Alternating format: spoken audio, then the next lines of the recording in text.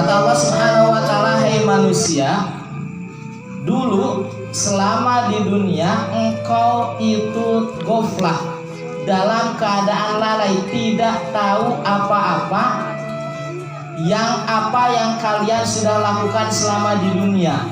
Engkau sudah banyak melupakan apa yang kalian sudah lakukan di dunia. Akan tetapi ketika manusia akan meninggal, ketika manusia sedang menghadapi sakaratul maut, maka mata batinnya, mata penglihatannya itu dibukakan oleh Allah Subhanahu wa taala. Fakashafna anka ghita'aka, maka kami bukakan penglihatan kalian.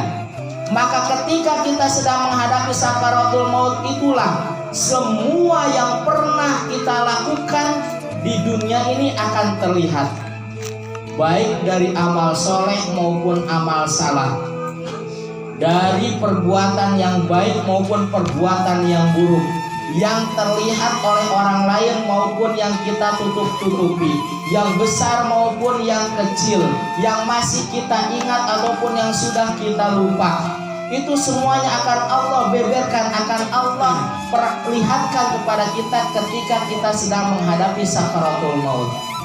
Maka Allah Subhanahu wa taala Allah Subhanahu wa taala fa basaru kal yauma hadid, pada hari itu ketika kalian sedang menghadapi sakaratul maut, itulah penglihatan kalian akan menjadi penglihatan yang sangat tajam sekali. Hal-hal yang kecil sekalipun akan kita lihat pada saat itu karena Allah perlihatkan kepada kita. Nah, kemudian sayangnya ketika orang sedang mengalami kondisi seperti ini, ia tidak bisa bercerita kepada orang lain tentang apa yang ia lihat, tentang apa yang ia sudah diperlihatkan oleh Allah Subhanahu wa taala. Ia tidak bisa bercerita kepada orang lain. Kenapa? Karena ia sedang menghadapi yang namanya sakaratul maut. Sakaratul maut itu terdiri dari kata sakarat dan al-maut. Sakarat itu asal katanya dari sakaro yaskuru, artinya mabuk. Maka kalau bahasa Arab beda sedikit saja, beda makhraj saja, itu akan beda artinya. Kalau kita bilang mari kita syukuran, maka artinya mari kita mabuk-mabukan. Karena asal kata dari sakaro yaskuru, mabuk, sakaratul maut. Tapi kalau kita bilangnya mari kita syukuran, pakai syak, maka artinya kita bersyukur pada Allah Subhanahu wa taala. Maka jangan tertukar, orang sedang menghadapi sakaratul maut, artinya orang sedang syukuran gitu kan, menghadapi maut. Kalau sakaratul maut artinya dia sedang mabuk. Kenapa? Karena saking beratnya itu menghadapi sakaratul maut. Menghadapi maut itu sangat berat. Maka ia tidak bisa bercerita tentang apa yang ia hadapi, apa yang sudah dia lihat pada saat itu. Nah, ketika dia sudah selesai menghadapi sakaratul maut, kemudian datang malaikat yang mencabutnya, maka kemudian Allah Subhanahu wa taala mengatakan, kullu nafsin dha'iqatul maut. Setiap yang bernafas pasti akan merasakan yang namanya maut. Para ulama menjelaskan, wabil khusus misalnya Al-Imam Ibnu Katsir, yang namanya merasakan antara satu dengan yang lain itu akan berbeda. Walaupun secara zahir kita lihat sama, yang namanya orang sedang sakaratul maut, orang sedang meninggal, orang sedang menghembuskan nafas, ketika saat itu kalau secara zahir kita lihat sama saja. Tapi kata Allah, dha'iqatul maut, berbeda rasanya. Kalau misalnya kita minum ini saja, antara teh manis dengan teh pahit, kalau secara zahir itu tidak ada bedanya. Sama-sama warnanya warna teh, warna coklat.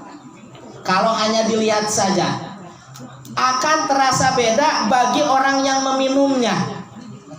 Kalau orang yang meminum teh tawar, maka dia tidak akan merasakan yang namanya manis. Sebaliknya kalau orang yang meminum itu teh manis, maka dia akan merasakannya juga berbeda dengan teh tawar. Walaupun secara zahir itu sama.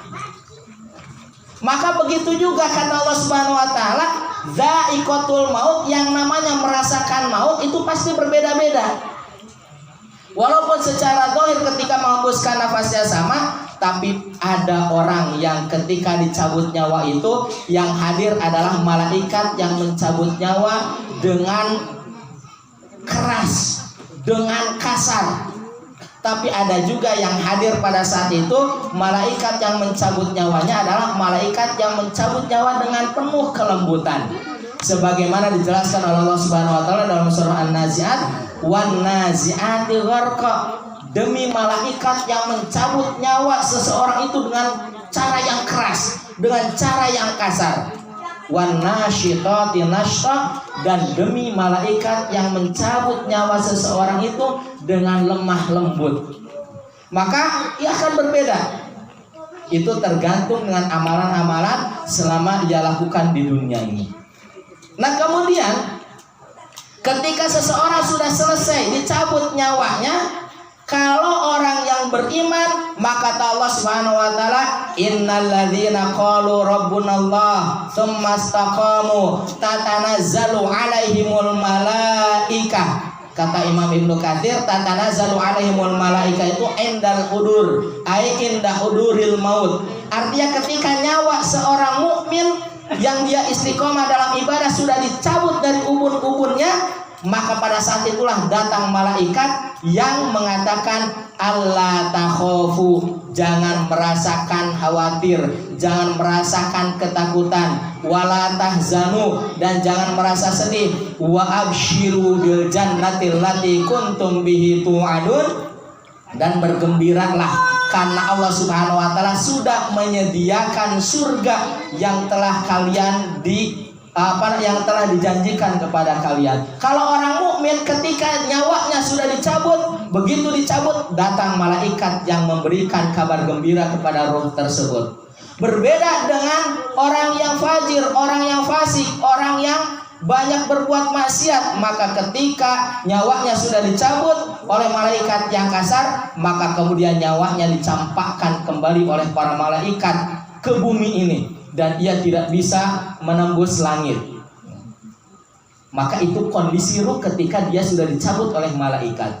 Nah, kemudian kondisi berikutnya, bagi orang-orang yang ditinggalkan juga ternyata ada efeknya, ada pengaruhnya terhadap orang-orang yang kita tinggalkan. Dalam sebuah hadis Imam Bukhari meriwayatkan an Abi Qatadah anna Rasulullah sallallahu alaihi wasallam marra bi janazah. Dari Abu Qatadah bahwa suatu hari ada jenazah yang melewati Rasulullah sallallahu alaihi wasallam.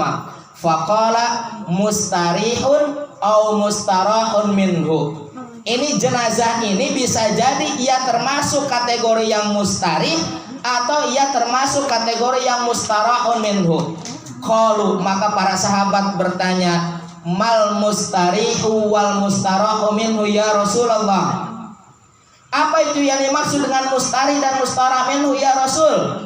Qala, maka Rasul menjawab, al abdul mu'min, orang yang beriman, seorang hamba yang beriman itu yastarihu min nasobid dunya. Kalau dia meninggal maka dia istirahat dari kelelahan dunia. Maka salah satu doa yang seringkali dibaca oleh Ustaz Eka misalnya ketika beliau baca doa, waj'alil mauta rohatan lana, jadikanlah maut itu, kematian itu tempat istirahat